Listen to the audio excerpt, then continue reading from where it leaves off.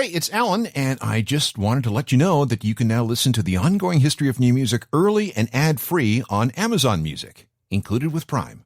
Hey, before we start the show today, I want to tell you about something brand new we're launching with our friends at Apple Podcasts called The Ongoing History of New Music Unlimited. For $3.49 a month, $3.49, which is less than the price of your morning coffee, you can now get access to the full archive of our shows ad-free. Plus, you'll get brand new episodes 2 days early and special bonus episodes. It's Ongoing History Unlimited, and it's available right now, only on Apple Podcasts. Being a rock star comes with all sorts of privileges. There's money, fame, plenty of sex, lots of drugs. But those things can also be very dangerous. Take the case of Slash. In September 1992, Guns N' Roses was on tour with Metallica. Slash and the band were staying in San Francisco ahead of a show across the bay in Oakland. And after that gig, Slash died. Some drug dealers showed up at his hotel room at 5 a.m. with all kinds of stuff. And Slash took everything, including a powerful speedball, which is a combination of heroin and cocaine. He wandered out into the hallway, and that's where he encountered a maid. He tried to ask her where the elevator was, and wham! He was out. The maid freaked out and called for help. Meanwhile, Slash lay there on the floor. The paramedics arrived and gave Slash the old adrenalin-needle-to-the-heart trick, and he was saved. When he came to, he was told that he'd been technically dead for 8 minutes due to cardiac arrest. That seems like a long time, but that's his story. He was transported to the hospital, but quickly signed himself out and was on stage for the next gig in Los Angeles 2 days later. About a decade later, though, he was diagnosed with heart disease and ended up with a pacemaker in 2004.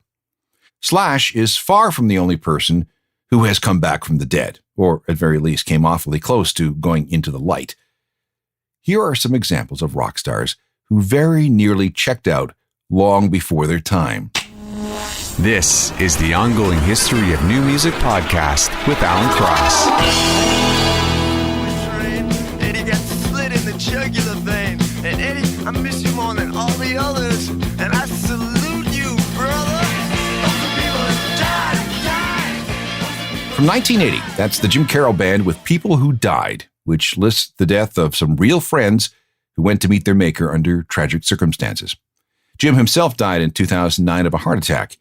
He'd also been suffering from pneumonia and hepatitis C, and word is that he died while working at his desk. Welcome again, I'm Alan Cross, and this program is not really about death. Instead, it's about near-death experiences of some big names in the world of music. And I'm happy to report that as of this writing, everybody we're going to talk about is still alive. And they're lucky to be alive. Some dodged an accident, some got sick but were able to get better, and a few were like Slash in that they were actually dead for a few minutes but managed to be brought back to life. Let's start with former REM drummer Bill Berry. In January 1995, the band started their first world tour in 6 years. They started out in Perth, Australia, and then moved through New Zealand, Tokyo, Taiwan, Hong Kong, and Singapore before moving into Europe. Things went very well through the first 10 shows of that European leg. But then things went very wrong for Bill on March 1st, 1995 at the Demali Ice Rink in Lausanne, Switzerland. During that show, Bill developed a bad headache. Nothing terribly strange about that. Might have been the altitude. But it got worse and worse. And then, about 90 minutes into the gig, as he was singing the falsetto part in a song called Tongue, Bill recalls feeling like somebody dropped a bowling ball on his head. He collapsed and could not finish the show. The drummer from support act Grant Lee Buffalo took over. Bill was taken to the hospital thinking, okay, I just need some rest and I'll be fine. But he wasn't. The next morning, the pain was so bad that he had no choice. He had to go to the hospital. And an MRI revealed that there was not one, but 2 aneurysms on the right side of his brain. One had ruptured and the other was about to. He was rushed into surgery where he underwent a craniotomy. Part of his skull was removed and a surgeon went in after the problem. Bill was lucky that the surgeon available was world-renowned for his abilities, craniotomies, aneurysms, and Bill suffered 0 effects when it came to his brain function and motor skills. He recovered in hospital for about a month, with the band keeping him company and smuggling in fresh donuts. All shows were canceled until May 15th, 1995, when Bill and the band returned to the stage in Mountain View, California. The official program for that part of the tour featured an image of Bill's brain showing the aneurysms. The incident served as something as a wake-up call for Bill. In 1997, he resigned from the band and now lives in Georgia as a gentleman hay farmer. Here's that song Tongue, the one that caused the aneurysm to burst. Who knew that singing falsetto could be so dangerous?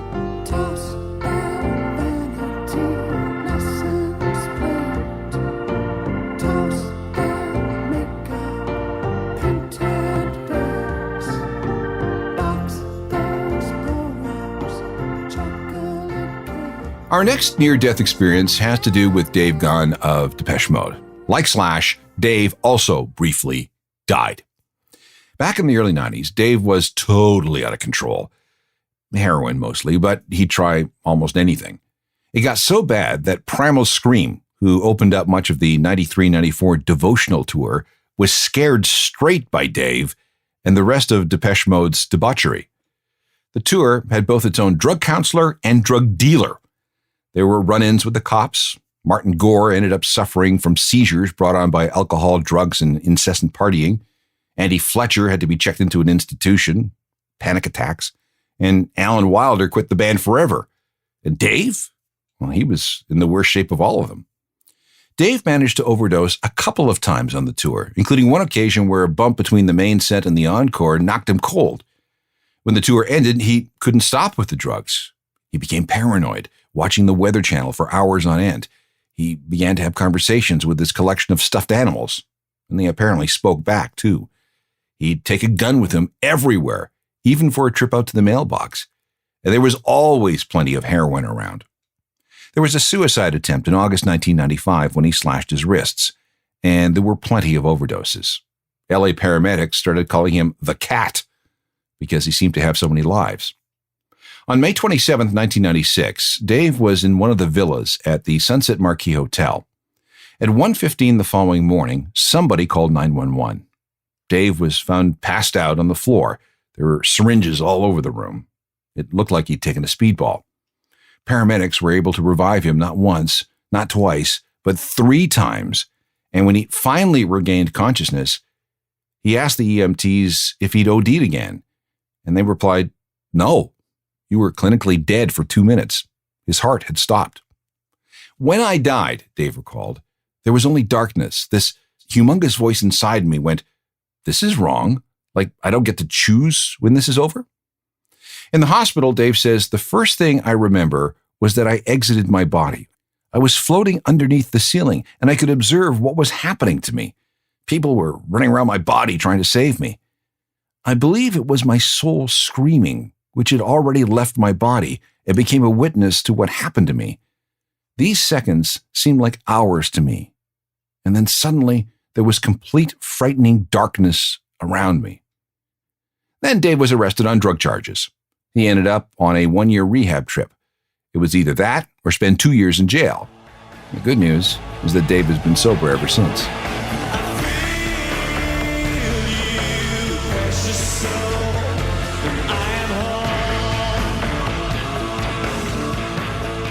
There are plenty of other musicians who have had their heart stop. Nikki Sixx of Motley Crue needed 2 shots of adrenaline to restart his heart on December 23, 1987. He was gone for 2 minutes. Phil Anselmo of Pantera OD'd on heroin on July 13, 1996. Cardiac arrest for 4 minutes. And one guy who knows exactly what Dave Gahan went through is Foo Fighters drummer Taylor Hawkins. In 2001, not too long after Taylor joined the band, he had developed a serious heroin problem. He admits that he was partying a lot, but denied that he was a junkie. But then things crossed a line in London.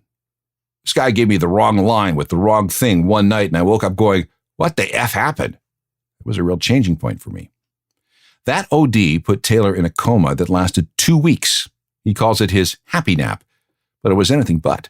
In fact, that was almost the end of the Foo Fighters. Dave Grohl had no intention of going through another situation where a bandmate died. This is why the One by One album took so long to come out. Taylor needed to get his act together, and Dave needed to step away from the band so he could sort his head out. That's when he briefly became drummer for Queens of the Stone Age. and for a while, it looked like the Foo Fighters were done. That obviously wasn't the case, though, and the Foos regrouped and moved on. And Taylor has managed to keep things sober.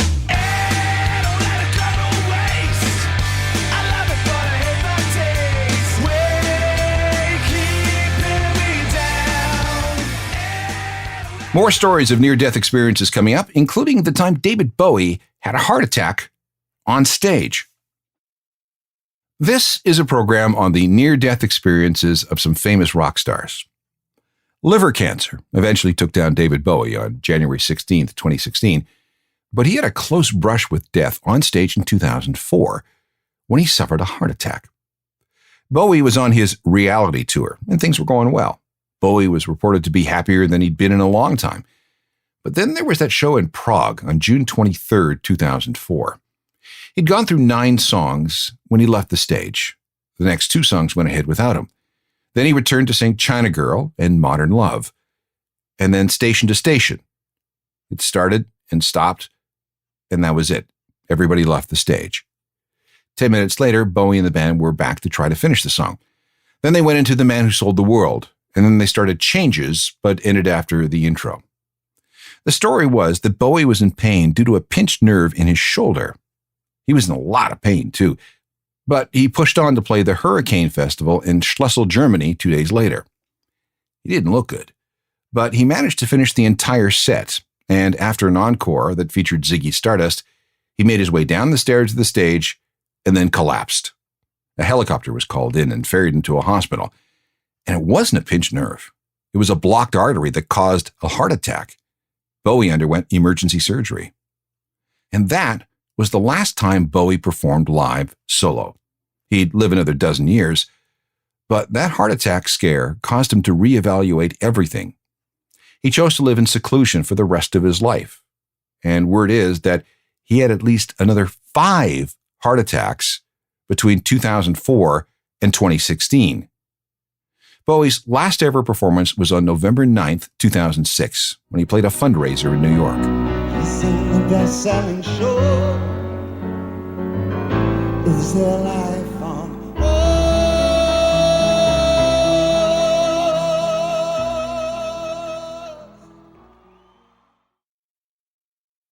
David Bowie and his last time before an audience, November 9th, 2006. Bowie is hardly the only person to suffer a heart attack in conjunction with a gig. On August 12th, 2019, Peter Murphy was playing a residency at a club in New York's Greenwich Village when he started experiencing shortness of breath as he was doing a sound check. There was also severe pain in his left forearm.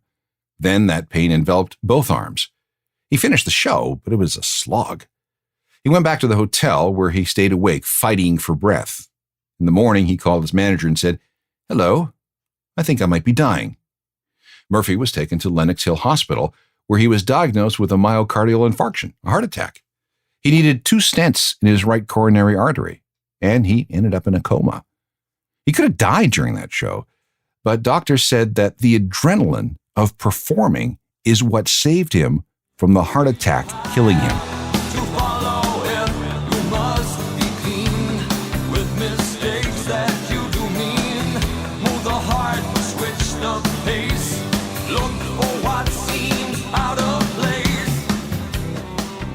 Another guy who suffered a lot of health scares is Jonathan Davis of Korn.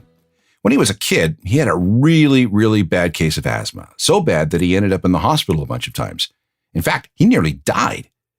Later, when Korn was at the peak of their success in the spring of 2006, Jonathan started noticing weird bruises all over his body. And at the end of each gig, he felt terribly, terribly weak. After enduring this for a few weeks, he thought he'd better see a doctor. It turns out he had something called immune thrombocytopenic purpura. This is a type of blood infection brought on, in Jonathan's case, by an allergic reaction to some medication he'd been taking. IMP results in low blood platelet count, meaning that Jonathan's blood had difficult clotting. That explains the bruises. A normal count is between 140 and 400. Jonathan's count was 5. Korn was on tour in the UK at the time, but when the diagnosis came in, all further shows were canceled. Had he continued, Jonathan would have been in danger of having a brain hemorrhage because, well, he was headbanging all the time. He was in the hospital for 4 days, and it took about 3 weeks for his blood to get back in order with a regimen of steroids. And he still has to be careful.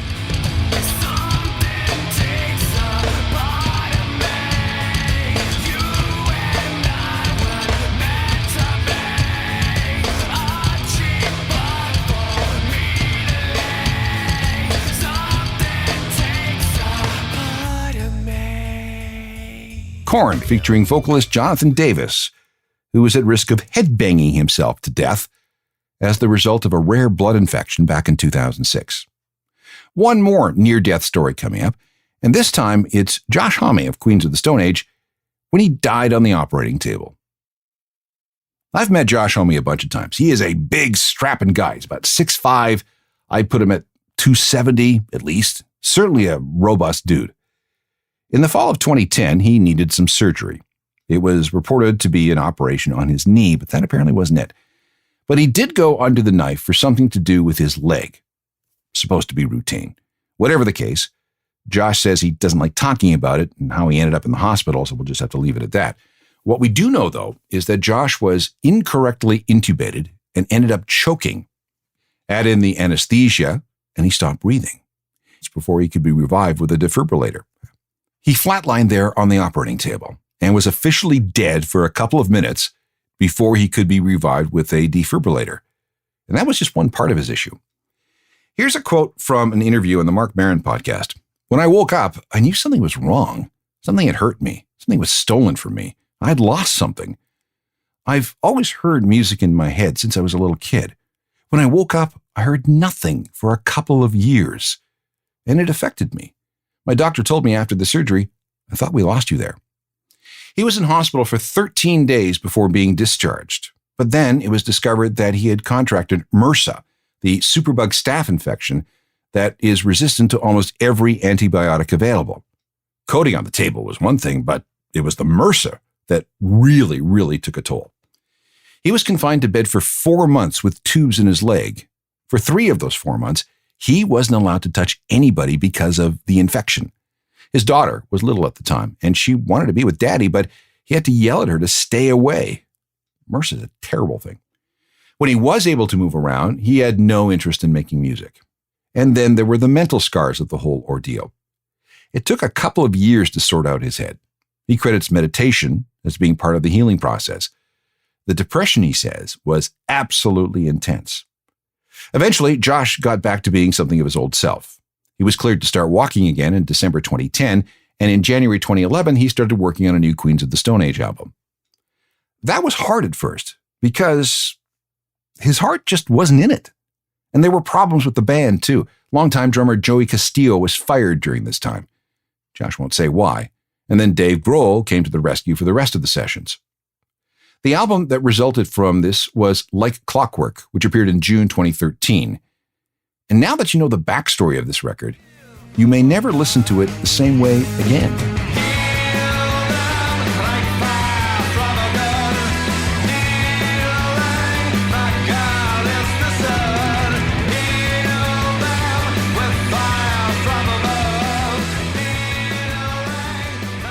Josh Homme and Queens of the Stone Age with God is the Sun. And yes, Dave Grohl is playing drums on that one. The album was Like Clockwork from 2013. Josh still has an issue with his leg and has been using a cane on occasion. And there was follow-up surgery in 2017 after he aggravated the injury shooting a video.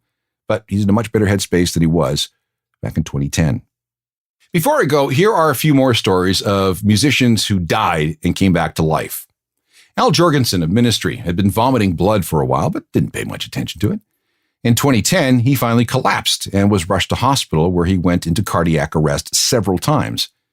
Eventually, it was determined that Al was suffering from a ruptured ulcer, and when they opened him up, they found 13 ulcers scattered throughout his stomach and intestines. One of them was perched over an artery. Once that ulcer ruptured, so did the artery, and that's what nearly killed him. And producer and musician Nile Rodgers says he was a terrible abuser of drugs and alcohol. In the mid-90s, he was partying hard with, of all people, Robert Downey Jr., when it all came to a head. Too much cocaine, too much alcohol. He ended up in hospital where he flatlined 8 times.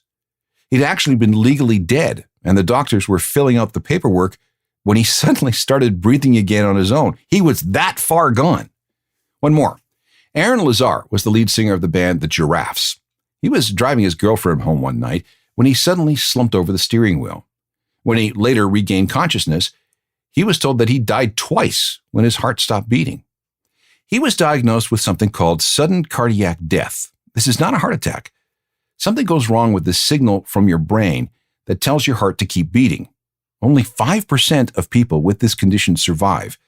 Aaron ended up with an implanted defibrillator, and when it senses that his heart has stopped, it shocks him, and he's back to life. All these stories are extremely scary, and if there's one thing that all these people have in common, besides being clinically dead at one point, is that they never, ever, ever have taken life for granted since their experience. All ongoing history shows are available as podcasts. Just download and go from your favorite platform. Rate and review if you get a chance, too. I'm on Instagram, Facebook, and Twitter, and if you are too, maybe we'll run into each other.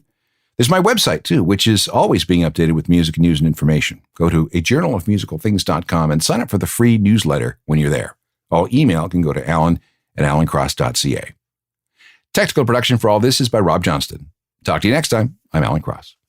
You've been listening to the Ongoing History of New Music podcast with Alan Cross. Subscribe to the podcast through iTunes, Google Play, Stitcher, Spotify, and everywhere you find your favorite podcasts.